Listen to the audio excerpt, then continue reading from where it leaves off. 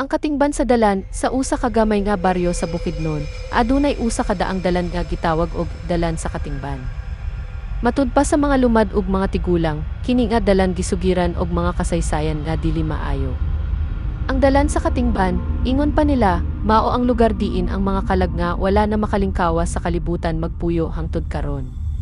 Ang kasaysayan niini nagsugod pa sa dugay na kaayo nga panahon, sa dihang ang mga tawo pa sa baryo nagpasalamat og paghalad sa mga espiritu aron mapanalipdan sila gikan sa mga daotang buhat ug mga yawa. Sa kadugayan, ang mga tawo nakalimot na sa mga ritual ug mga pasalamat, ug ang dalan nagsugod na og kasikas sa mga kababalaghan nga dili masabtan. Ang mga tigulang musulti nga ang mga kalag sa mga tawo nga nabalhin na sa kahimtang sa kalag nagapanuko sa mga tawo nga moagi sa dalan. Usa ka gabii, si Ana, usa ka estudyanteng agikan sa syudad, mibalik sa ilang baryo human sa klase. Gusto niya moagi sa dalan sa katingban aron makalabang og duol sa ilang balay nga naa sa pikas bahin sa baryo. Pero nakadungog siya og mga istorya nga ang dalan puno og mga kalag nga nagapangita og hustisya ug kalinaw, ug nga bisan kinsa nga moagi niini sa gabii maglisod og gawas. Bisan pa man, nagdali si Ana aron makalusot og dili maglangan. Sa dihang nisulod siya sa dalan, nakabantay siya nga ang hangin bugnaw kaayo ug ang kahayag sa bulan gamay ra kaayo. Ang kahimtang sa palibot morag nagpakita og kabalaka ug kasubo.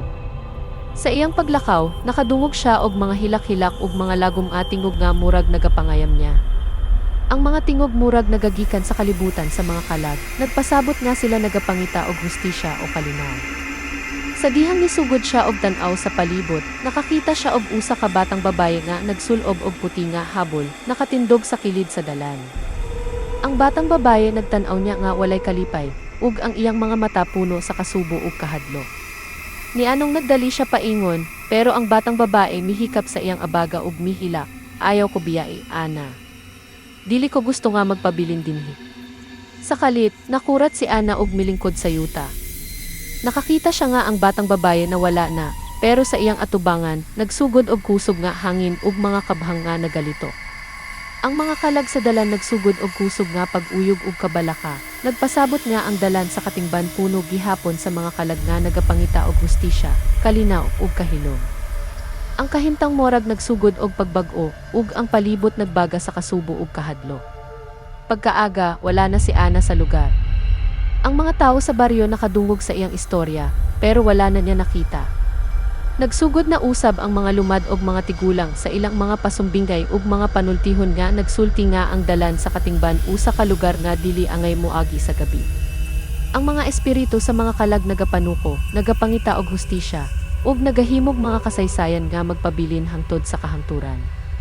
Sa paglabay sa mga katuigan, ang mga tao nakalimot na sa mga ritual ug mga pasalamat, ug ang dalan nagsugod og kasikas sa mga kababalaghan. Usa ka adlaw, adunay grupo sa mga kabatan-onan nga nagpasimang sa lugar aron makakuha og ipanahon nga makalabay sa gabi. Pero sa ilang paglakaw, nakasinati sila og mga kababalaghan nga dili nila masabtan. Nakakita sila og mga anino nga nagalihok sa palibot, ug nakadungog sila og mga tinggog nga murag nagahimog mga sumpa ug mga pasangin. Sa katapusan, ang dalan sa katingban gihunahuna nga usa ka lugar nga puno sa mga kalag nga nagapangita og hustisya ug kalinaw. Ug bisan pa sa kahadlok nga nabati sa mga tawo, ang kasaysayan niini nagpabilin nga usa ka pahimangno nga dili angay kalimtan ang mga espiritu ug mga kabanayan nga nagabantay sa atong kalibutan. Ang mga espiritu sa dalan nagapanuko paghihapon, naghulat sa husto nga panahon aron makapangayo og hustisya ug pasaylo. Makahadlok ba?